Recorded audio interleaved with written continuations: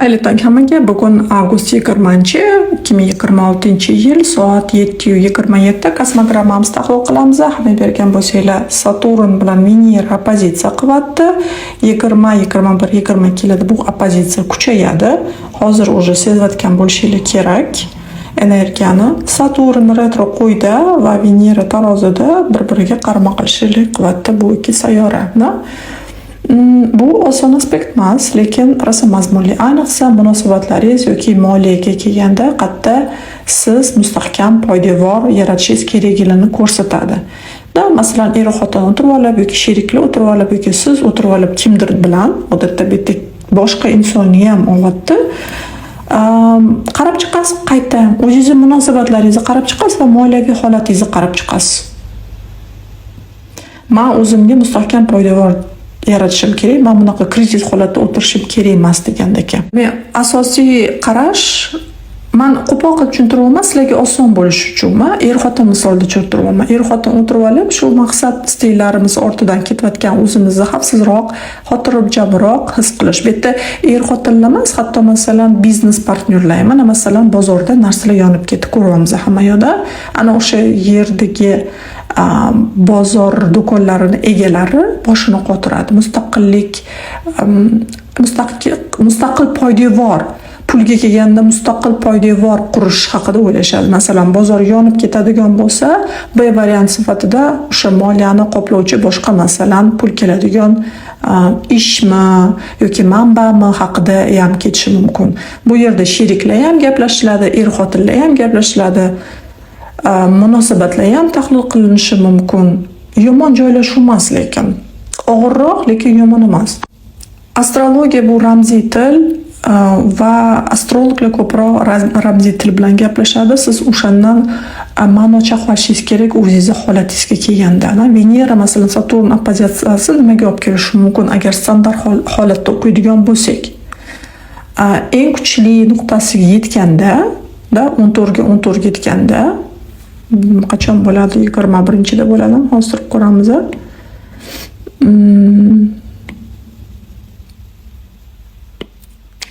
Da bo'ladi. Вот, 14. Bu eng kuchli payti.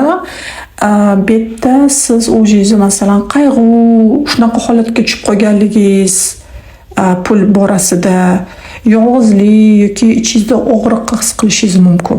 Saturn tranzitda ahamiyat berishingiz kerak. Saturn tranzitda odatda boshqa sayyoralar bilan, ayniqsa 6 ta kattalik sayyoralar bilan, ayniqsa ascendent oymoma yoki quyosh bilan aspekt qiladigan bo'lsa, odam o'zini juda ham yolg'iz his qiladi. Demak, cheklovlar, kechikishlar yoki vaziyatda haddan tashqari bosimli tuyulishi ham mumkin. Siz plan qilingan narsalar hammasi orqaga qaytaveradi retro. Qaytadan qarab chiqish, sizdan qaytadan qarab chiqishni talab qiladi-da, eng kam riskli narsalarni olishga taqozo qiladi. Ayniqsa munosabatlarga kelganda, pulga kelganda munosabatlarni qayta qarab chiqishimiz kerak. Qayta xato qilamiz masalan, qayta to'g'rilasak bo'ladi masalan. Ajralish aspekti ham hisoblanadi. Hamma optimaga hozir ilinib ajrashadim deyolmayman. Insonni natal xaritasiga qarab etilish kerak faqat. Hozirgi energiya shuni taklif shu energiyani ko'rsatyapti, taklif qilyapti emas. Men munosabatlar qanaqadir mikroskop ostiga tushib qolgandek bo'ladi. Qaysi aloqalar muvozanat, o'zaro javob borligini, qaysilari esa bir tomondan ko'proq berayotganini aniq ko'rishimiz mumkin. Oppozitsiya bo'lganiga yoki u yoqli yoki bu yoqli sakrash bo'ladi. Odatda oppozitsiya sizga dilemma beradi. Ayniqsa bu yerda tarozi bilan qo'y aksiyasiga kelganda men va boshqa insonlar o'rtasidagi dilemma. Janjalli ham ko'rsatsa bo'ladi, chunki Marsimiz Neptun bilan kvadratda bo'lyapti-da. Janjalli ham ko'ra olasiz, ajrashuvni ham ko'ra olasiz, lekin masalan boshqa taraf oladigan bo'lsak, ajrashmoqchi emas, insonlar janjal qilmoqchi emas, munosabatlarda barqarorlik va uzoq muddat davom etish imkoniyatlarini tekshiradi. Buni men yillik nazorat nuqtasi deyman. Checkpoint bo'ladi. Agar tarjima qiladigan bo'lsa inglizdan, this is the checkpoint. We're going to check where our relationships is. Bizning munosabatlarimiz qayerda? O'sha yerda hozir qayerda ishlamayapmiz, qayerda minus ketyapti, nimani xatolik qilyapmiz degan energiya beradi bu oppozitsiya. Saturn odatda yovuz sayyora, lekin yovuz sayyora hamchi boshqa sifatlarga ega. Saturn munosabatdan faqat cheklamaydi, o'tda sizga yetuklikni beradi, real qaragin deydi, mustahkam munosabat qurgin deydi, qattiq xato qilasan deydi. O'shaning uchun munosabatlaringizni silkitishi mumkin. Bu silkitishlar o'zingizda ham paydo bo'lishi mumkin. Hamma narsani Saturnga ayblamaymiz. Energetikani ko'ryapman, hozir munosabatlar nima bo'lganini. Shu ikkita aspekt orqali ham Mars bilan bu yerda o'tmish titkilash bo'lyapti. Yaxshigina unaqa edik, mamnaqa edik, pullarimiz mamnaqa edi, oldin unaqa edik, endi nima qilamiz?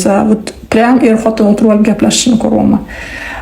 Munosabatga kelganda shu munosabatlar faqat sevdim, o'ldim, kuydim, san oshiqmandan iborat emasligini aytmoqchi bizga Saturn. Sevgi bu sabr demoqchi, sevgi bu murosa, sevgi bu mas'uliyat, sevgi bu qiyinchilik paytda o'z zimmasiga oladigan mas'uliyat, qiyinchilik paytda zimmasiga olayotgan tayyorgarlik, biz bir-birimizni o'sishimizda, bizani bir-birimizni rivojlantirishimizga shu masha aspekt. O'svaslar, в общем. Shuning uchun bu munosabat nafaqat bugun, balki uzoq muddatga ishlaydimi degan savol paydo bo'ladi. Men mana shu inson bilan yana davom ettiraman.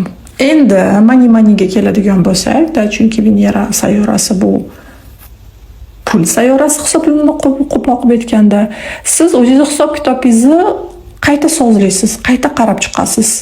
Bu aspekt, agar pulga keladigan bo'lsak, siz pul sarflashda ehtiyotkor bo'lishingiz mumkin. Hozir bizda yer unsuri yo'q, lekin biz asta sekin parizotga ketyapmiz, 4 kunda parizotga kiramiz. Yer unsuri kerak baribir. Demak, moliyaviy ustuvorlikka qayta ko'rib chiqamiz. Pulimizni sistemasini ishlatishni qayta ko'rish, resurslarni qayta taqsimlash, investitsiyalarni qayta ko'rib chiqishni, majburiyatlar bo'ladigan bo'lsa pul to'laydigan, ularni qayta tuzatish. Qayta dirka bor xullas. Qayta pul oqib ketyapti, qayerdan pul kelyapti. Shu pul masalasini qayta tuzish bo'ladi. Sistemasini. Siz endi men pulni bunaqa ishlatmayman, endi men bunaqa ishlatishim kerak. Chunki yeydiganimni yedim degan xulosa. Masalan, bitta narsa sotib olmoqchi bo'lsangiz, Venera hachu deydi. Masalan, siz uy sotib olasiz. Saturn deydi, oqoqchi buni narxi qilini ko'rdingmi? Bu bizga uzoq muddatga yetadimi degan talab qo'yadi. Bitta hachu bo'ladi-da, bitta eplolmaymiz, ololmaymiz degan cheklov beradi Saturn. Demak, bu kunlarda nima qilishimiz kerak? Bu energiya ostida o'zimizni bosim ostida his qilasiz. Однозначно 100% bosim har xil bo'lib kelishi mumkin. Janjal, to'polon hozir internetda hamma hissiyotga berilgan ahamiyat bo'lsa ijtimoiy tarmoqlarda. Meni sizga agar shuni ko'rib turgan bo'lsanglar, hissiyotlarni nazorat qilish kerak. Shoshilish kerak emas. Olov oy momamizni o'qotarga o'tadi. Olov, hamma olov yotibdi, hamma yonayotibdi. Oh my god, jahl degani. Bizga Merkuriy yordam beradi. Ozgina bo'lsa ham Yupiter bilan kallani bitta joyga qo'yib, oymon bilan ham aspekt bo'ladi.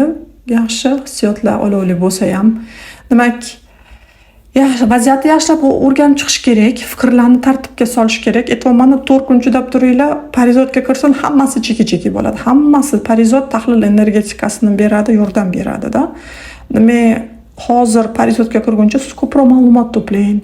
Kerakli aniqlashtiring-da, suhbatlar kerakli именно aniqlashtiriladigan suhbatlarni o'tkazing. O'zingiz bilan, boshqa inson bilan. Fikrlaringizni tartibga solasiz. O'zi parizot sezoni kirishdan oldin ham baribir seziladi ozgina. Shaxsiy rivojlanish va o'zingizda rivojlanishingizga e'tibor berishingiz kerak. Og'ir energiya biroz yumshagach, investitsiyalar, munosabatlar, majburiyatlar yoki muhim qarorlar bo'yicha amaliy qadamlar tashlash osonroq bo'ladi. Demak, pikka chiqdi bugun ertaga. Bizani tayyorlayapti baliqqa, to'linoyga tayyorlayapti, qo'yyoryapti, mana ko'ryapsizmi? Qo'yyoryapti sekin asta. Boshqa joylar ham lekin mana shu holatda qo'yyoryapti. Bizda trin bo'lar ekan Chiron bilan ko'rmaturda. Grand Trin bo'lar ekan. Demak, Venera Saturn opozitsiyasi asosiy savoli, men qadrlayotgan vaqtim, sevgim, pulim haqida energiyamni sarflayotgan narsa uzoq muddatga yetadimi yoki arziydimi, davom ettiraymi degan savol qo'yishi mumkin. Bugungi tahlilimiz shu. Olib qornim ochib ketdi shekilli. Olib Telegramga borib tahlillar o'qib olinglar yozma ravishda. Wow. 28. Qiziq. Shu Telegram kanalim Ayolnoma Astro, YouTube kanalim ham Ayolnoma Astro.